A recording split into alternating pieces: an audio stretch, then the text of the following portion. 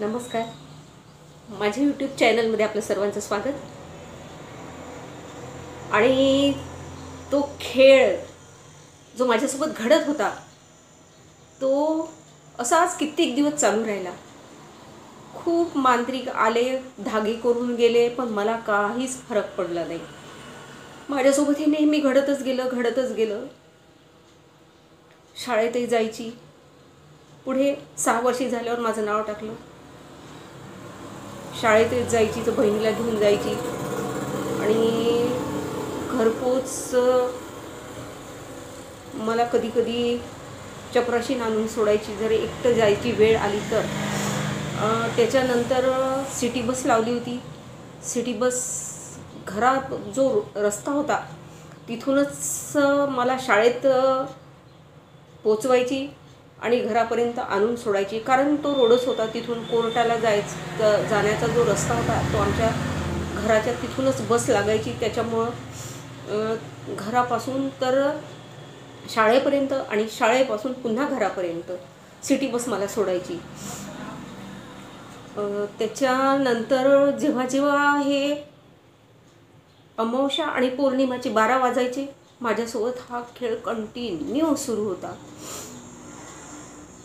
त्याच्यानंतर समोरासमोर आमच्या समोर रात्री 12 वाजता अचानक आमच्याच घराच्या समोर एक बाभळीचं झाड होतं. अचानक ते झाड ॲटोमॅटिक वाळून गेलं.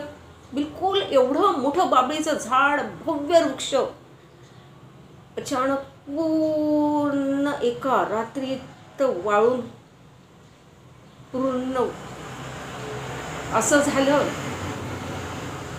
की असं वाटलं की कित्येक दिवसाचं हे वाळलेलं झाड आहे. मग काही दिवसांनी माहीत पडलं की त्या म्हातारीने मला भजी दिली होती, भजी. आणि ती भजी खाल्ली होती मी. आणि त्यातूनच काहीतरी मला करणी बाधा झाली, केली म्हणा. नाही, मी म्हणजे अंधश्रद्धेला वाव देत नाही, पण हे माझ्यासोबत जे घडत होतं ते काय म्हणावं. की एक भित्री म्हणून की काय म्हणून मला ते काहीच कळत नाही. की स्वप्न पडत होते, पण स्वप्नात नाही, हे मी जागेपणी पाहत होती. जागेपणी मी उघड्या डोळ्यांनी माझ्यासमोर जे काळ येत होतं, इकडून येत होतं, तिकडून येत होतं, चारीकडून येत होतं. कुठेही मी जर घरीही नसली, कुठेही असली तरी माझा हा जो माझ्यासोबत घडणारा प्रकार होता हा कधी थांबतच नव्हता. कुठेही गेली तरी माझ्यासोबत, मी माझ्या मामाकडे गेली तिथेही हा प्रकार थांबला नाही. अजून आत्याकडे गेली तिथेही हा प्रकार थांबला नाही. आणि मी जिथे जिथे गेली हा रात्रीच्या 12 वाजता अमावस्येला आणि पौर्णिमेला माझ्यासोबत ते घडतच होतं. 15 वर्षाच्या होईपर्यंत माझ्यासोबत हा प्रकार कंटिन्यू घडत होता.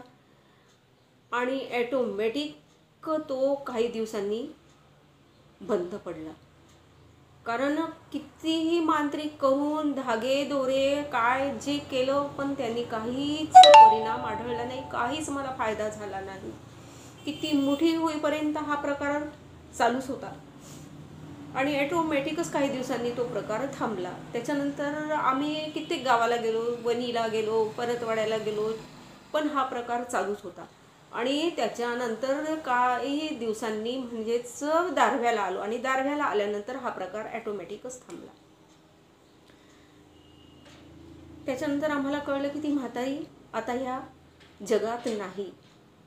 कदाचित म्हणूनच तो प्रकार थांबला असेल, हे तर त्या देवालाच माहीत.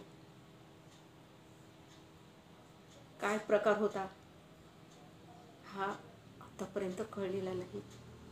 पण त्या म्हातारीचं येणं, ओरडणं आणि म्हणणं की मला खूप त्रास होत नाही, याबद्दल तुम्हाला काय वाटतं प्लीज मला कॉमेंट्स करून सांगा.